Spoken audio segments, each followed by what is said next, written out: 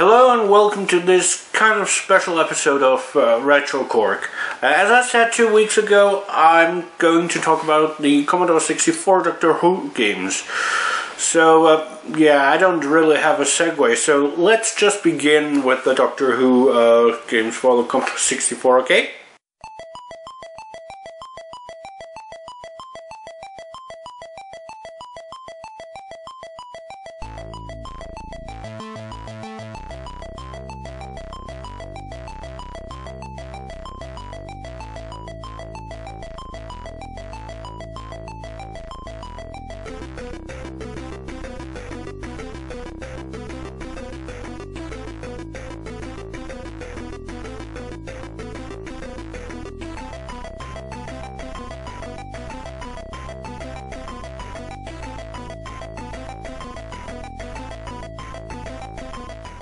RetroKork.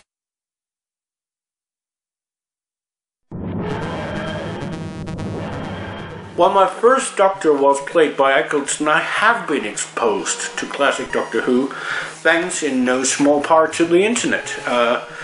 Commander Hagen's Twatty Who and NES retrospectives in particular come to mind.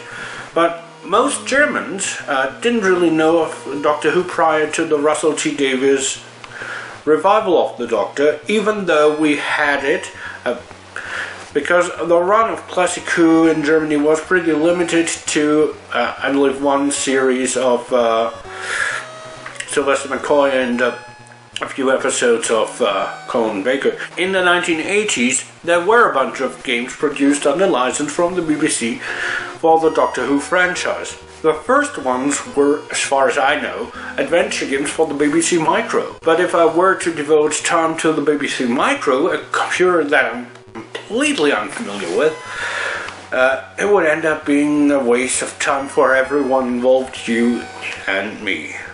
After all, I pretty much focus on the Commodore 64. So, let's talk about Doctor Who and the Mines of Terror. Based upon the adventures of the 6th Doctor and his faithful robotic cat Splings. Did K9 ask for too much money to incorporate him? Seriously. Anyway, the Doctor is on this alien planet that for a change doesn't look like a quarry, well, not much like one, to stop the Master. Again, other Time Lords sent him, along with the robotic cat, to this planet to stop the Master from producing a Deus Ex Machina device, which is called a Tiru. And that apparently is short for, and I don't kid you, I'm not going to kid you, I kid you not, this is short for Time Instant Replay Unit.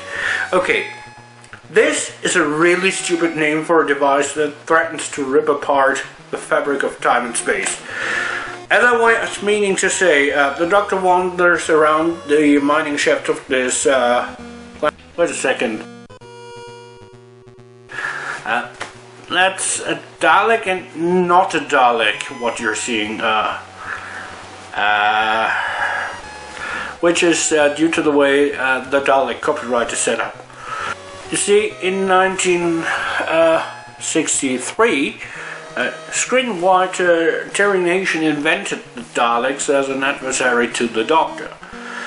They first appeared in the first series in a serial respectively called The Daleks, and they were very successful at scaring children, but not really that successful at doing what they want to do, their evil deeds, thanks in no small way due to the interference of the Doctor and his companions. The copyright for the Daleks is jointly held by the BBC, who basically owns the physical appearance, the design, and Terry Nation, whose estate still owns to this day the name and concept. This means that if your game contains a Dalek that's called a Dalek, you need to ask the Terry Nation estate in addition to the BBC. If, however, you just mimic the Dalek design and don't call it a Dalek, well, you're free to use the design as long as it's okay with the BBC. By the way, those non-Dalekian Daleks are going by the very creative name of controllers. And their description makes it clear that they are Daleks in anything but the name, as it refers to them as the SS, the Schutzstaffel of the robot world. They also claim that the equivalent of the death ray is a nerve incinerator, though I find this is only a cosmetic change and nothing of substance. And here's something that you probably don't really like. The Doctor doesn't turn into a Sylvester McCoy character when he has to regenerate. His physical appearance stays the same throughout the entire game.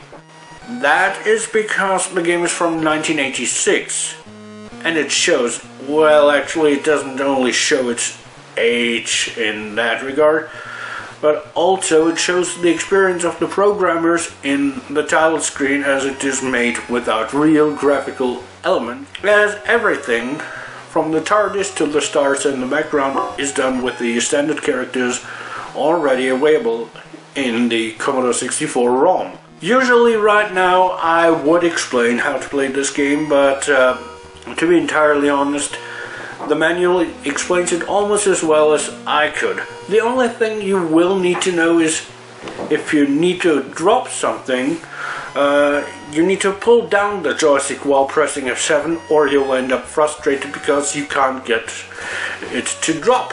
The manual even includes a hint for your first problem, the first problem you'll encounter. Well, besides the controllers, that is.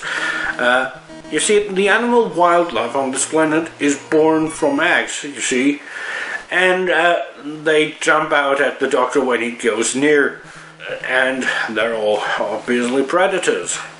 So you need to move the eggs with slings, and the manual tells you how to do that. It also tells you how to play the game on the Amstrad CPC and the BBC Micro, but that's because they went cheap. Also, this game has a copy protection mechanism. Not the classic enter the third word in the fifth line of page 49, but a code card. Somewhere in the game you will be given a symbol from that card, and you have to enter the remaining symbols in that code. I know that the biggest question you have is if this is a good game, and well, actually, it's not. The controls are clunky, the puzzles seem contrived, and the story is, well, it's classic Colin Baker Who, so make of that what you want. However, if you want to get away as far as possible from the classic perception of Doctor Who, while getting the best known enemies of the Doctor, it's time for the other game. And as its title, Dalek Attack, already suggests, you fend off the Daleks.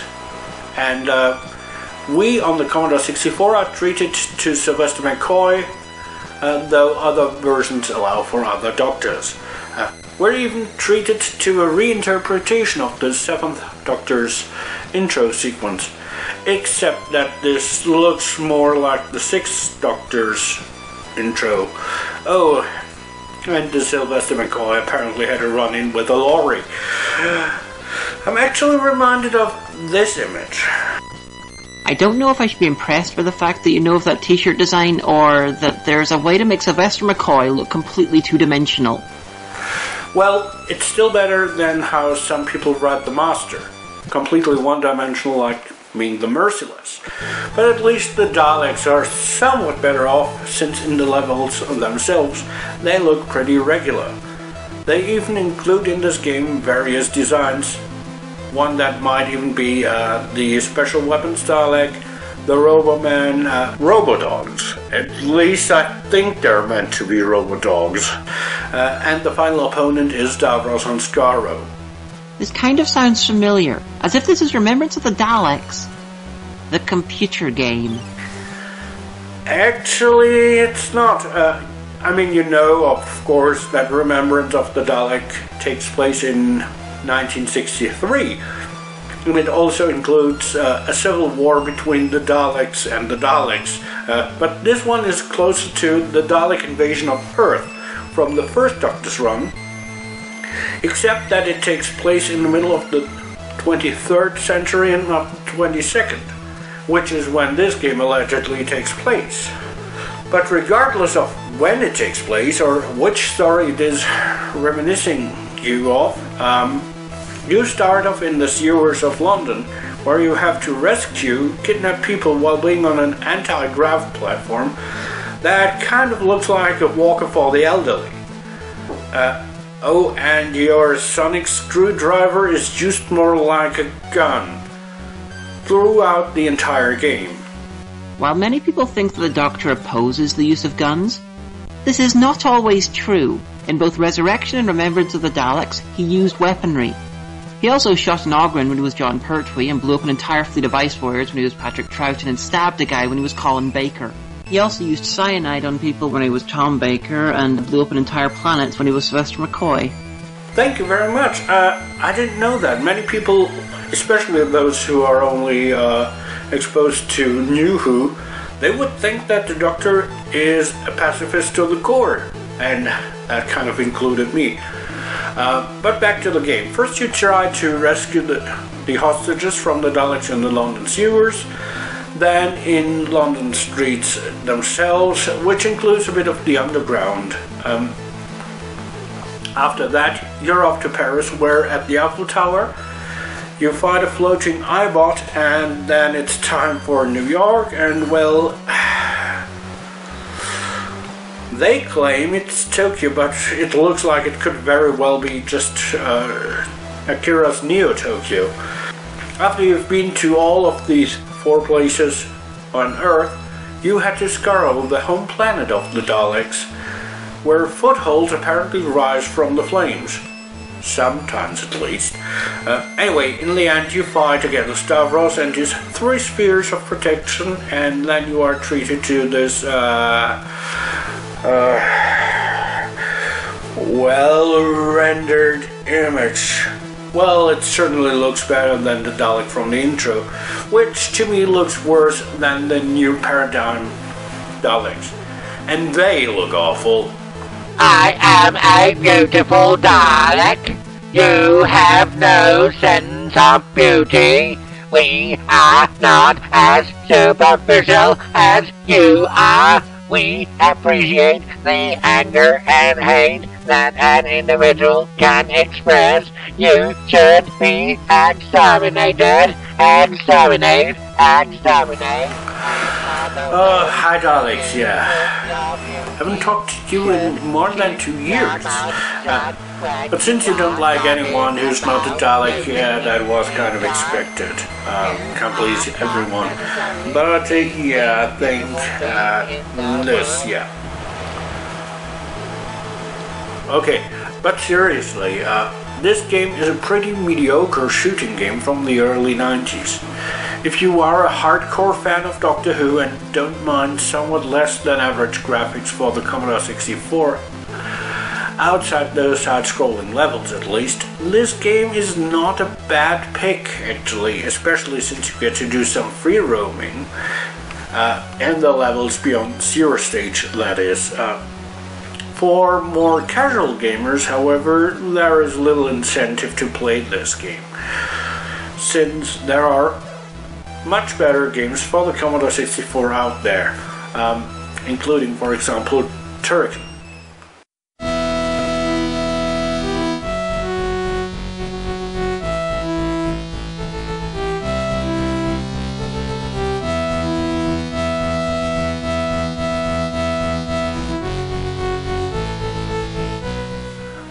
Next time I'll be doing a topic that is much easier to handle than the Doctor, as I'll talk about Mission Elevator.